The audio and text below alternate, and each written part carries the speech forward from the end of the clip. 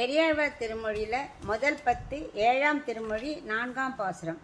கண்ணர் புடம் திறந்தால் ஒத்து ஊறி கணகண சிரித்து வந்து முன்வந்து நின்று முத்தம் தரும் என் முகில் வண்ணன் திருமார்வன் தன்னை பெற்றேற்கு தன்வாய் அமுதம் தந்து என்னை தலைப்பிக்கின்றான் தன் எற்று மாற்றலர் தலைகள் மீதே தளர்நடை நடவானோ.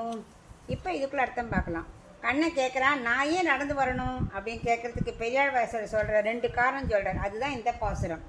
என்ன சொல்கிறாருன்னா, இந்த குடம் முழுக்க இருக்கும் கருப்பஞ்சாறு இருக்கு இல்லையா, அதை எப்படி திறந்து ஊறி ஊறி வர மாதிரி உன்னோட திருவாய் அமுதம் இருக்கே அப்படியே ஊறி ஊறி வெளியே வருகிறது. கண்ணா, இவ்வாறு வர நீ கணகணவென்று சிரிக்க வேண்டும். அப்போ தான் நிறைய அமுதம் வரும். மனமுகந்து ஆசையாக என் கண் முன்னே வந்து நடந்து வந்து நின்று கன்னத்தில் முத்தம் தர வேண்டும். என்னோட கார்முகில் வண்ணா, திருமார்வில் மகாலட்சுமியை கொண்டவனே, வந்து நீ என்ன பண்ணணும், முத்தம் கொடு அப்படின்னு அழைக்கிறார். கண்ணன் முத்தத்தை பெரியாழ்வார் சோதரை வாயில் கொடுத்து மகிழ்வித்தானாம். ஊட்டச்சத்து இல்லையா, அதையும் கொடுத்தானா.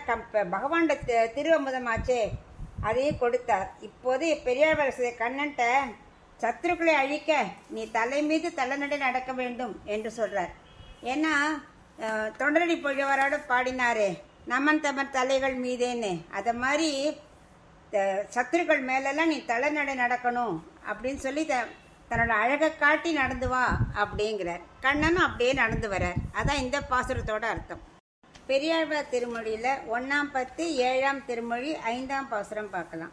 முன்னல் ஓர் வெள்ளி பெருமலை குட்டன் மொடு மொடு விரைந்து ஓட பின்னை தொடர்ந்து ஓர் கருமலை குட்டன் பெயர்ந்து அடியிடுவது போல் பன்னி உலகம் பரவி ஓவா புகழ் பலதேவன் என்னும் தன் நம்பி ஓட பின் கூட செல்வான் தளர்நடை நடவானோ. இப்போ இதுக்குள்ள அர்த்தம் பார்க்கலாம். கண்ணனோட பலராமன் நடந்து வருமாறு பெரியாழ்வார் இந்த பாசுரத்தில் கேட்குறார். நல்ல ஒப்பற்ற சிறப்பு மிக்க வெள்ளி பெரிய மலை இருக்க, அதோட குட்டி வெள்ளி மலை போல நடந்து வராராம் பலராமன். எப்படி வர, காம்பீரியத்தோட வேகமாக ஓடி வர அந்த பலராமனை பின்தொடர்ந்து வரும் ஒப்பற்ற கரிய மலையோட குட்டி மலை மாதிரி கரிய குட்டி மலையாக கண்ணன் ஆடி ஆடி அசைந்து அடிமேல் அடி அடித்து வைத்து வருவது போல வருகின்றானாம்.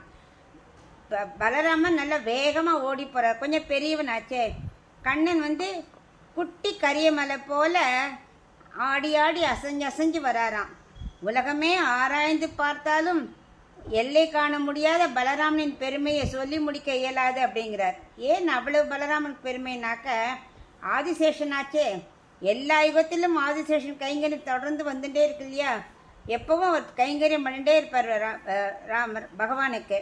அந்த பலராமன் அதான் நம்பி அப்படிங்கிறார், பூர்ணராக இருக்காராம். அப்படிப்பட்ட பலராமன் ஓட கண்ணன் தொடர்ந்து பின் செல்ல தலைநடை நடக்க மாட்டாயா அப்படின்னு பெரியாழ்வார் யசோதை கேட்குறார். அதான் இந்த பாசுரத்தோட அர்த்தம்.